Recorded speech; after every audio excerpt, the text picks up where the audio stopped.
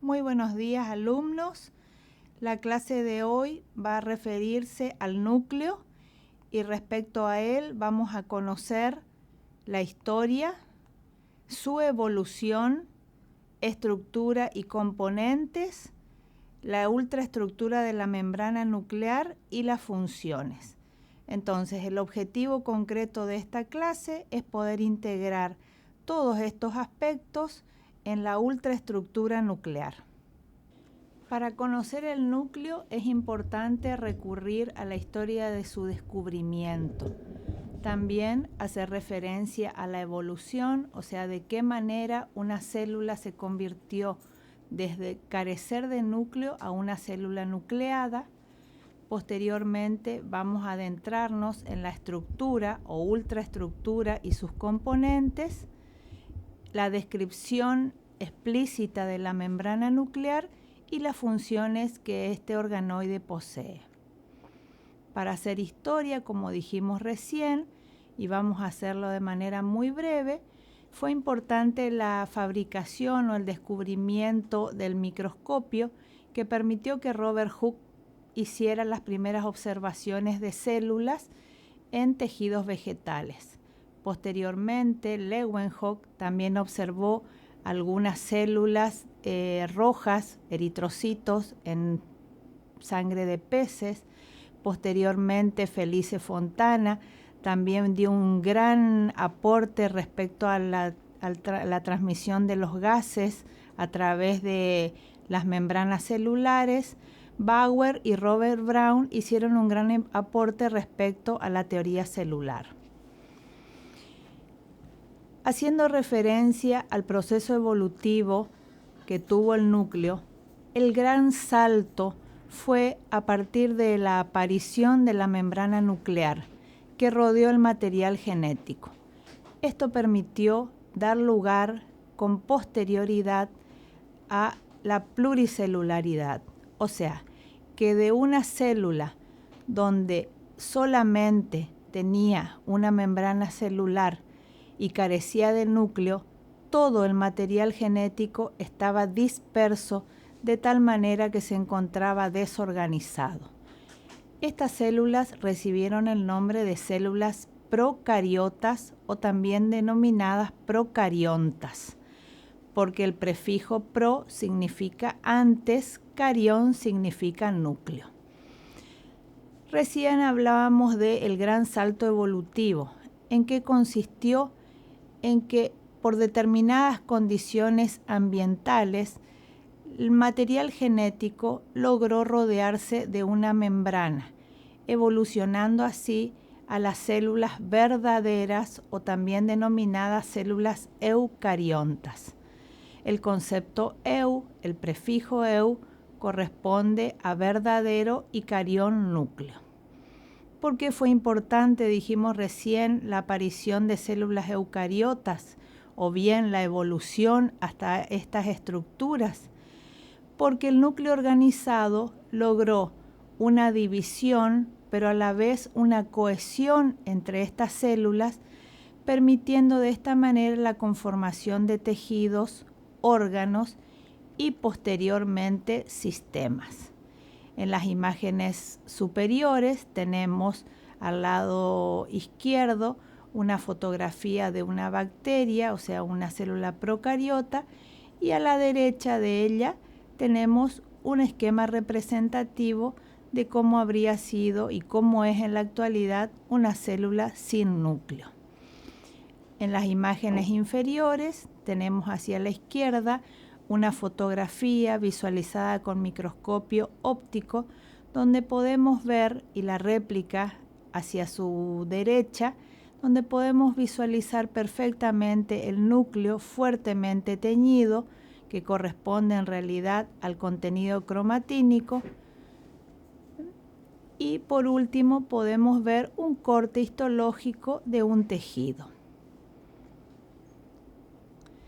Respecto a la estructura y a las características del núcleo, sabemos que es un orgánulo membranoso, pues está rodeado de membrana.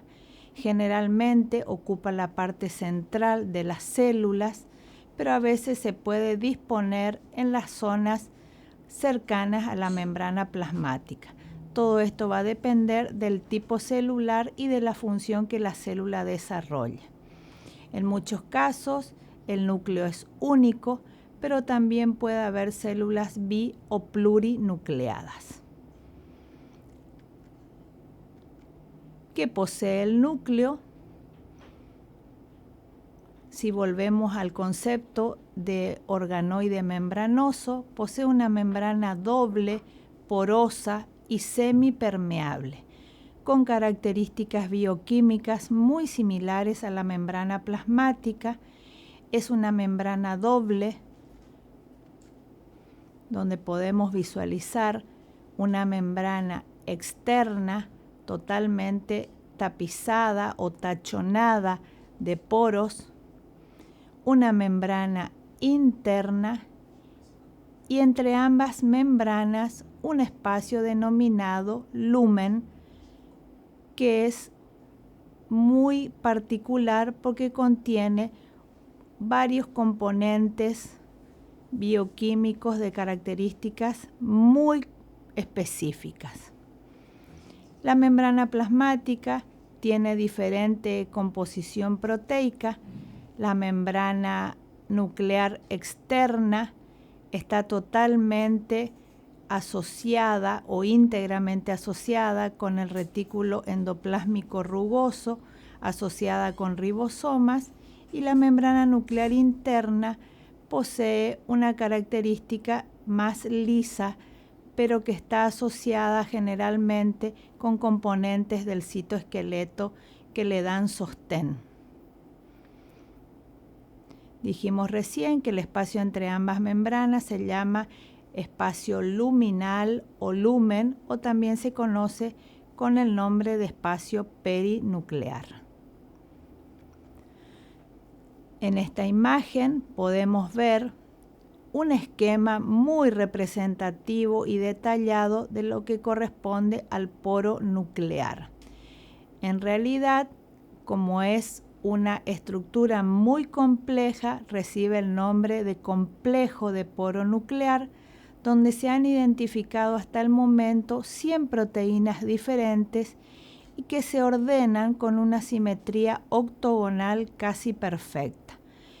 Este poro o estos poros que se encuentran en la membrana nuclear van a permitir el pasaje de distintos componentes hacia el espacio intranuclear o extranuclear y van a estar regulados por el diámetro de cada una de las moléculas que va a atravesar estos poros. Acá podemos visualizar una fotografía más detallada de lo que es la membrana nuclear. En la imagen de la derecha podemos ver, presten por favor atención a la membrana interna, membrana externa, espacio perinuclear, y fíjense también donde los ribosomas se asocian o están muy cercanos a la membrana externa. A la izquierda se visualiza con una amplitud de 0,5 micras los poros que posee la membrana. Otra fotografía realizada con criofractura nos permite visualizar la membrana nuclear, o sea, todo el núcleo con los poros, y el citoplasma, que después en clases posteriores se van a ir describiendo cada uno de sus componentes. Esto tiene un tamaño de 1 micra. Respecto al contenido interno del núcleo, podemos decir que tiene un contenido amorfo, coloidal, denominado carioplasma. Siempre recordamos que lo que tiene que ver con el prefijo cario se refiere a núcleo. Este contenido nuclear es pocas veces teñible o ávido a los colorantes, a diferencia de la cromatina de los cromosomas, que sí son ávidos por distintos colorantes. Se puede visualizar también en el esquema el nucleolo en el interior con una gran cantidad de ARN ribosómicos. La cromatina son moléculas de ADN y proteínas que al compactarse y al condensarse en distintas etapas del ciclo celular van a dar lugar a los cromosomas. Acá podemos ver una fotografía visualizada con microscopio óptico donde se identifican, si ustedes observan detenidamente, en la región por fuera de la membrana, por fuera del núcleo, todas las cisternas correspondientes al retículo endoplásmico rugoso. Esto nos demuestra la íntima relación que hay, no solo desde el punto de vista morfológico, sino también funcional, entre el retículo endoplásmico rugoso, conocido como RER, y el núcleo celular. Decíamos recién la avidez que tiene la cromatina por los colorantes y es lo que estamos viendo perfectamente en la fotografía, en la zona central y en la zona periférica.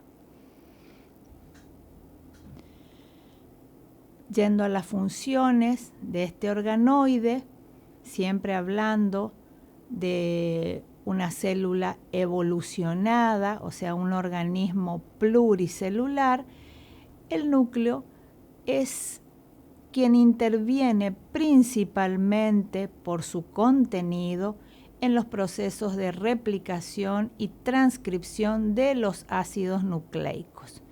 Digamos que él en sí mismo no es quien lo realiza, sino los componentes que él tiene.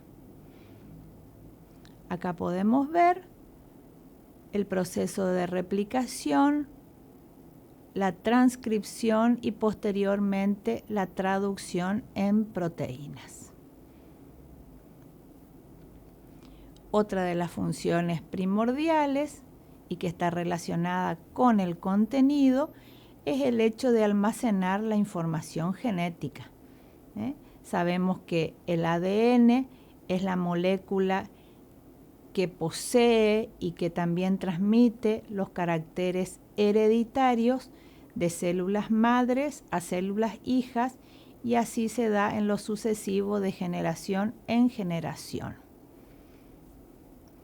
Otra de las funciones importantes tiene que ver con el control de todas las actividades celulares a través de la molécula de ARN mensajero. En la clase siguiente vamos a poder hacer referencia a estas dos moléculas que corresponden a los ácidos nucleicos, como lo son el ADN y el ARN. Acá podemos ver en la imagen un momento donde el ARN mensajero se encuentra copiando una de las cadenas del ADN. Bueno, alumnos, con esto terminamos la clase de hoy y vamos a hacer un momento de descanso para dar lugar a la siguiente clase que se refiere a los ácidos nucleicos.